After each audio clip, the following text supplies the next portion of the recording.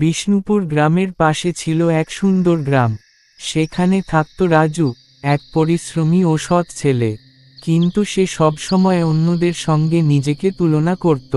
রাজু রাহুলের ভালো ফলাফল দেখে হতাশ হয়, সঞ্জয়ের ধন সম্পদ দেখে মন খারাপ করে। বলল, ইস, আমি যদি রাহুলের মতো মেধাবী হতাম, সঞ্জয়ের মতো ধনী হতাম, তাহলে খুবই ভালো হতো। একদিন এক জ্ঞানী সাধু গ্রামে আসেন। রাজু তার সমস্যার কথা বলল। সাধু বলল, কাল সকালে পুরনো গাছের কাছে এসো, তোমার উত্তর পাবে। পরদিন রাজু পুরনো গাছের কাছে যায়।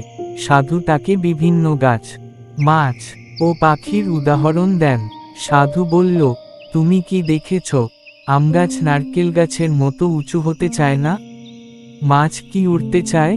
প্রত্যেকের নিজস্ব গুণ আছে, তুমি তোমার শক্তির ওপর মনোযোগ দাও। রাজু বুঝতে পারে যে অন্যদের সাথে তুলনা করা অর্থহীন। সে নিজের শক্তির ওপর কাজ শুরু করে। কয়েক বছর পরে রাজু সফল ব্যবসায়ী হয়ে ওঠে। গ্রামের সবাই তার কাছে সাফল্যের রহস্য জানতে আসে। রাজু বলল, নিজেকে অন্যের সাথে তুলনা করো না। মাছ উড়তে পারবে না, কিন্তু ভালো সাঁতার কাটতে পারলে সে সমুদ্রের রাজা হতে পারে। তোমরাও নিজেদের পথ খুঁজে নাও, তোমাদের গুণগুলোকে শক্তিতে পরিণত করো।